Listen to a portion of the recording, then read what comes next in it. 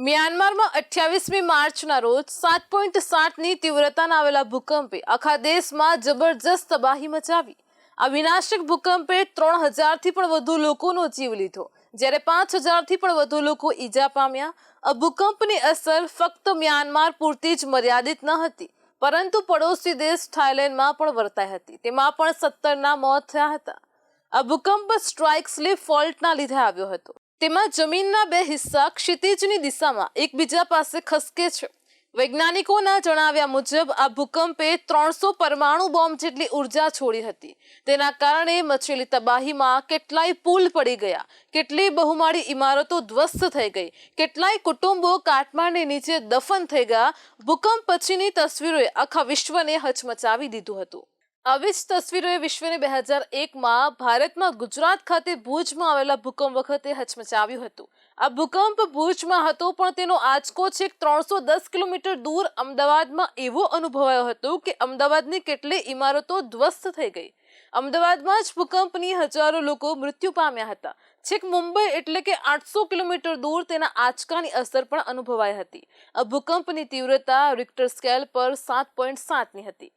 વૈજ્ઞાનિકો છેલ્લા કેટલાક વર્ષોથી ધ ગ્રેટ હિમાલયન અર્થક્વેકની આગાહી કરી રહ્યા છે।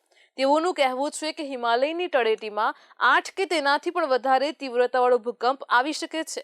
આ ભૂકંપ આખા ઉત્તર ભારતમાં બરબાદી નોતરી શકે છે। હાલમાં આવી કોઈ સંભાવના નથી, પરંતુ મ્યાનમારમાં આવેલા ભૂકંપે બતાવી દીધું છે કે હિમાલયન બેલ્ટ પર હવે આ ભૂકંપથી અછૂતો નથી। અમેરિકન ભૂવૈજ્ઞાનિક રોજર બિલહમે તાજેતરમાં જણાવ્યું હતું કે ભારત દરેક સદીમાં તિબેટની નજીક 2 મીટર ખસે છે, પરંતુ કમનસીબે તેનો ઉત્તરનો કિનારો જોઈએ તેવી ઝડપથી ખસતો નથી, પરંતુ ઘર્ષણના કારણે સેંકડો વર્ષો સુધી તે અટકેલો રહેતો હતો। હવે આ ઘર્ષણ અચાનક અટકે ત્યારે થોડી જ મિનિટોમાં જમીન મોટા પાયા ઉપર ખસે છે, જેના આપણે ભૂકંપના સ્વરૂપમાં અનુભવી શકીએ છીએ। ઇતિહાસ બતાવે છે કે આ પ્રકારનો ભયાનક ભૂકંપ 100 વર્ષે ક્યારેક આવે છે।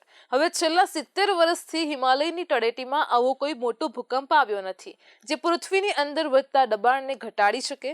રોજર બિલહમના જણાવ્યા પ્રમાણે આ ફક્ત એક સંભાવના નથી, આ નજીકના ભવિષ્યમાં બનનારી હકીકત છે। આ સંભવિત ભૂકંપ તે લાખો લોકો ઉપર મોટું જોખમ છે જે ભૂકંપની ફોલ્ટ લાઇનો પર રહે છે। તેમાં ભારતનું હિમાલય ક્ષેત્ર પણ સામેલ છે। વૈજ્ઞાનિકો માને છે કે હિમાલયમાં ટેક્ટોનિક્સ પ્લેટ વચ્ચે તણાવ સતત વધી રહ્યો છે। ભૂકંપ ભલે સીધો હિમાલય ફોલ્ટ સાથે જોડાયેલો ન હોય, પરંતુ તે જરૂર દર્શાવે છે કે આ ભૂગર્ભમાં ભૂકંપની પ્રવૃત્તિઓ થઈ રહી છે, જે ભવિષ્યમાં વધુ ગંભીર પણ હોઈ શકે છે। મ્યાનમારના ભૂકંપ પછી ભારત આ બાબતને ગંભીરતાથી લે તે હવે જરૂરી છે। વૈજ્ઞાનિકોના જણાવ્યા પ્રમાણે ભારતનો લગભગ 59% હિસ્સો ભૂકંપની દ્રષ્ટિએ સંવેદનશીલ છે। તેમાં પણ ખાસ કરીને હિમાચલ પ્રદેશ, ઉત્તરાખંડ, બિહાર અને આખું પૂર્વોત્તર ભારત આવા ક્ષેત્રોમાં આવે છે જ્યાં ભૂકંપનો ભય સૌથી વધારે છે। દેશની રાજધાની દિલ્હી, કોલકાતા અને મુંબઈ જેવા શહેરો ફોલ્ટ લાઇનની ઉપર વસેલા છે। દિલ્હી ભૂકંપના ક્ષેત્રમાં 4થા ઝોનમાં આવે છે। તાજેતરમાં જ દિલ્હીમાં ધોળાકુવામાં આવેલા 4ની તીવ્રતાવાળા ભૂકંપે બધાને હચમચાવી નાખ્યા। દિલ્હી હિમાલયથી ભલે 350 જેટલા કિલોમીટર દૂર હોય, પરંતુ જો હિમાલયમાં 7 થી 8ની તીવ્રતાનો ભૂકંપ આવ્યો તો દિલ્હી એનસીઆરમાં મોટા પાયા ઉપર બરબાદી થશે તે વરવી હકીકત છે। નેપાળમાં 2015માં 7.8ની તીવ્રતાવાળા આવેલા ભૂકંપે જબરજસ્ત બરબાદી મચાવી હતી, પરંતુ ભૂવૈજ્ઞાનિકોનું માનવું એમ છે કે હિમાલયમાં આવનારો ભૂકંપ આનાથી પણ વધારે વિનાશકારી હોઈ શકે। એક અહેવાલ પ્રમાણે લગભગ 2000 કિલોમીટર લાંબા હિમાલય ક્ષેત્રનો લગભગ 75% હિસ્સો 8.2ની તીવ્રતાવાળા ભૂકંપ માટે તૈયાર છે, જે નેપાળ ભૂકંપ કરતાં પણ 3 ગણી વધુ ઉર્જા છોડી શકે છે। તેમાં પણ કેટલાક હિસ્સામાં તો 8.7ની તીવ્રતાવાળા ભૂકંપની સંભાવના વ્યક્ત કરાઈ છે, જે 2015ના ભૂકંપથી 8 ગણો વધારે તાકાતવર હશે। રિક્ટર સ્કેલ પર 9ની ક્ષમતાવાળા ભૂકંપની પણ સંભાવના ઓછી છે, પરંતુ તે આવશે જ નહીં તેવું ન કહી શકાય। ભારતમાં 800 થી 900 વર્ષ પહેલા આ પ્રકારનો ભૂકંપ આવી ચૂક્યો છે। આમ વ્યક્તિ રાત્રે ઊંઘમાં હોય, ગાઢ નિંદ્રા લેતો હોય અને તે જ સમયે અચાનક જ જમીન ફાટે અને તે વ્યક્તિ જ નહીં પણ આવા લાખો લોકો કાયમ માટેની ગાઢ નિંદ્રામાં સૂઈ જાય તેવો ભૂકંપ આવવાની સંભાવના વધુ ને વધુ પ્રબળ બની રહી છે।